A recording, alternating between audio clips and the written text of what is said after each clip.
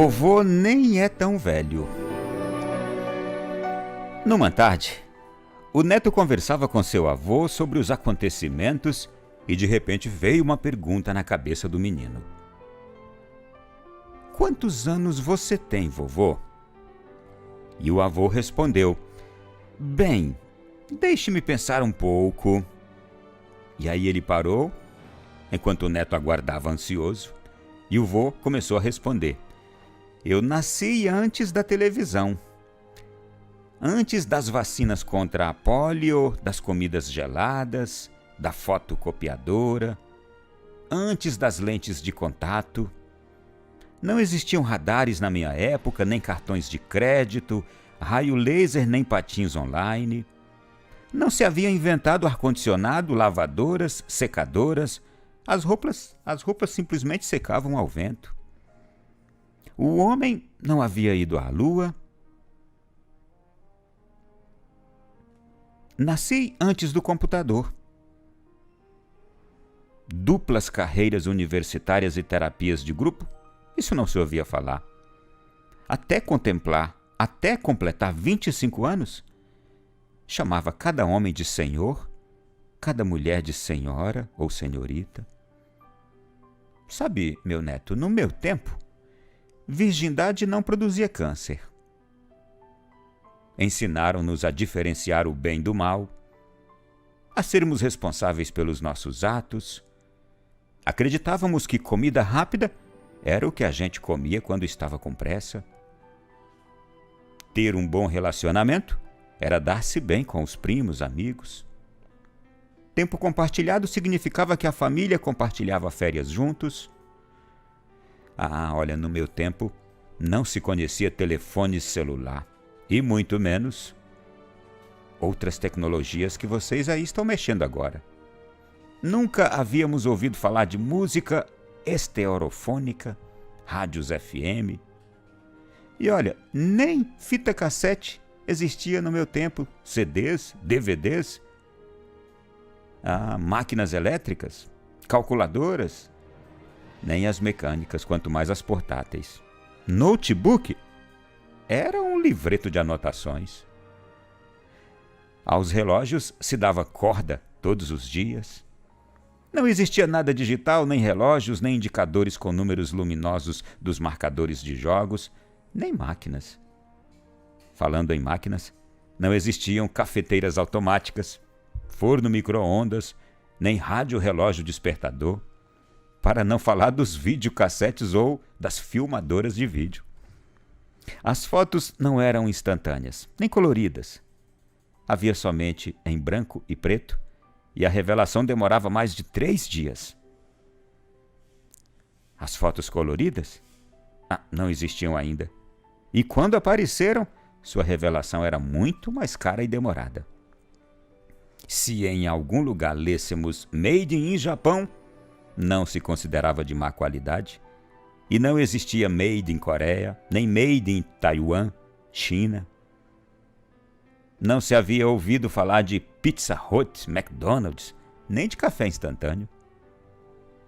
Você está me perguntando quantos anos eu tenho? Quando eu nasci, havia casas onde se compravam coisas por 5 e 10 centavos. Os sorvetes, as passagens de ônibus e os refrigerantes, tudo custava 10 centavos. No meu tempo, erva era algo que se cortava e não se fumava. Hardware era uma ferramenta e software não existia. Fomos a última geração que acreditou que uma senhora precisa de um marido para ter um filho.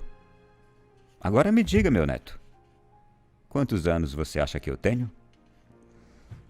O menininho estava com a boca aberta e disse, vovô, mais de 200, não é? Não, querido. Tenho apenas 65 anos.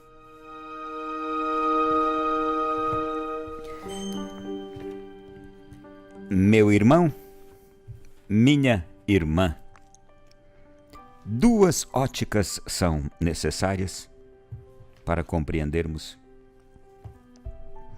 este diálogo de hoje entre um neto e um avô aproveitando que nós estamos na Semana dos Avós, que o mundo ontem celebrou, num domingo, o Dia Mundial dos Avós, mas a data mesmo é o 26 de julho, dia de Santana e São Joaquim, os avós de Jesus. E pensar nos avós é pensar sempre em muita história, em muita experiência, em conhecimento acumulado. E quando se fala em história, experiência, conhecimento acumulado, a gente joga essas coisas fora? Você jogaria a sua história fora? Não sei quantos anos você tem e não farei a pergunta dessa criança ao seu avô, mas você jogaria fora o conhecimento que você adquiriu até hoje? E as experiências que você já teve, você jogaria fora? Eu tenho certeza que as 3 respostas são não. E você sabe por quê? Porque história, conhecimento e experiência são valiosos e não há moeda no mundo que compre. Portanto, não venda a história, o conhecimento, a experiência do seu pai, do seu avô, dos seus pais e dos seus avós. Não venda, não jogue fora, não despreze por nada. Não troque por nada. É um tesouro que você tem à sua disposição. Da mesma forma, as pessoas que já estão com esta idade um pouco mais avançada, não se desvalorize. Não ache que você vale pouco porque viveu muito. É exatamente o contrário. E aqui está a maior justiça que nós podemos fazer neste mundo. É a justiça de dar valor ao que vale de fato. De reconhecer ao que merece reconhecimento. De guardar e proteger aquilo que de fato é a experiência indispensável para que a gente não cometa erros do passado, agora no nosso presente. Como é bom a gente começar uma semana pensando em tudo isso. E como é bom nós ouvirmos aqui um pouquinho da história de alguém que viveu e que nasceu antes de tantas coisas que nós temos hoje. Você percebeu o quanto nós, seres humanos, somos capazes de nos adaptar? Eu imagino alguém que nasceu 65 anos atrás, ou 70 e 80, e que agora me escuta. Veja a sua capacidade de adaptação, é gigantesca. Você se adaptou. Foi aprendendo a conviver com todo este mundo em mudança. Acontecimentos que vieram e que mudaram tudo aquilo com o que você estava acostumado. Surpreenderam você. Coisas boas chegaram, mas outras péssimas, horríveis também chegaram. E você se adaptou. E está aí. E você está aí. E pode fazer a boa leitura de toda essa mudança e dizer o que é bom e o que é ruim. Deixa eu dizer agora para as pessoas acima dos 60. Nós nunca precisamos tanto de você como agora. Com este mundo em mudança, e mudanças boas e ruins, nós nunca precisamos tanto de você. Porque você pode agora nos ajudar a escolher o que é melhor e a descartar aquilo que é ruim e que é mal. E que quem tem aí na casa dos 20, 30, 40, talvez não consiga enxergar o que é mal, que está chegando com aparência de bom. Neste mundo em mudança, tem mudança chegando para destruir, para matar, para roubar. E tem mudança chegando realmente para trazer boas novas.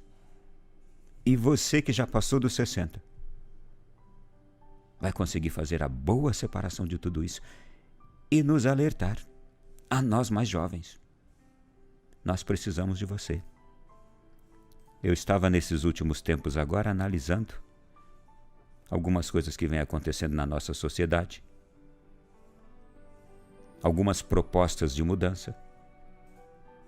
Eu venho observando o comportamento da sociedade,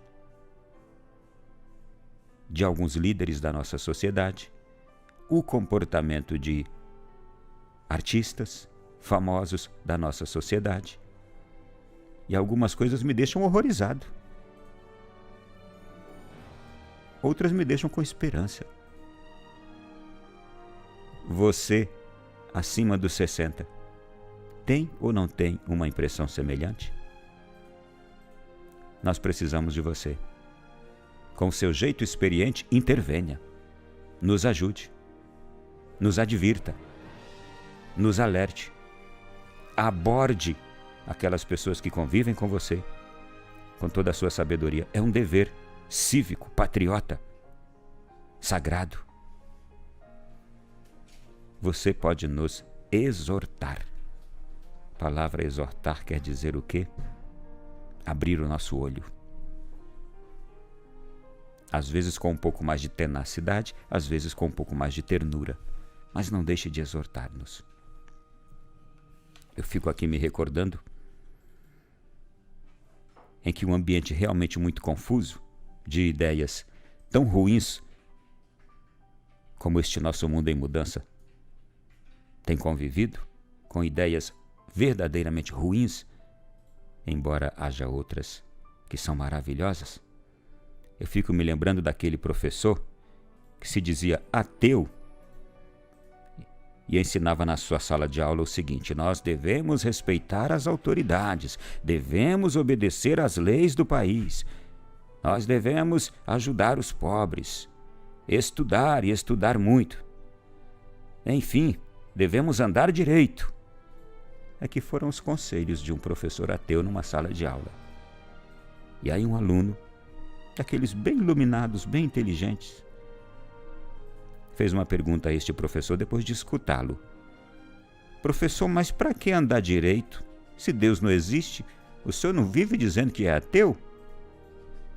Conheço muita gente que respeita as autoridades para não ir para a cadeia, que ajuda os pobres para ganhar elogios,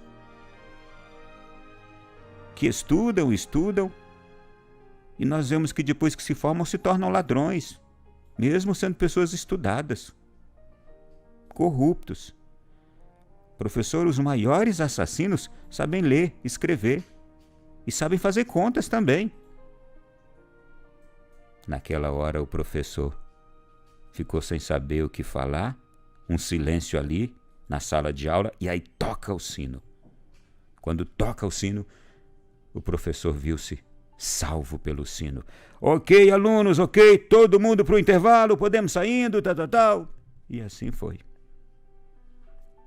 Sabe, gente, aquele menino foi o mestre naquele momento para o tal professor que se dizia ateu. Sabe por quê? Porque não aceitar Deus, não existe razão para andar direito de quem não aceita Deus. Quem não aceita Deus não tem razão para andar direito. Foi o que aquele menino quis dizer, e é verdade. Tudo neste mundo é movido e deve ser movido pelo temor a Deus. Temor no sentido respeito, honra a Deus. Senão o ser humano se torna uma anta, como já dizia o Padre Léo, capaz de todas as coisas horríveis. E eu diria, as mudanças para pior que o mundo tem vivido em nossos dias são provocadas por homens que não temem a Deus, que se distanciam de Deus. Pessoas que se afastaram de Deus. São essas, aquelas mais capazes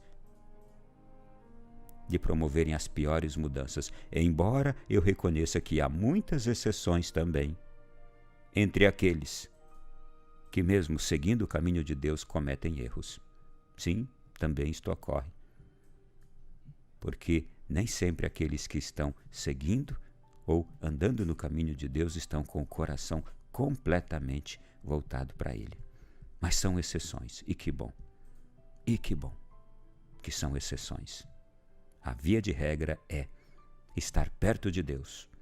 Nos torna homens e mulheres de comportamento e de procedimento admiráveis e que transformam o mundo para melhor.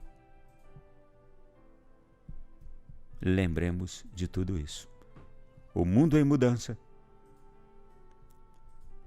necessita de homens com um coração que deixa ser mudado por Deus. E assim as mudanças serão sempre benéficas. Enquanto que aquelas que vão no campo do mal a pior, pode observar.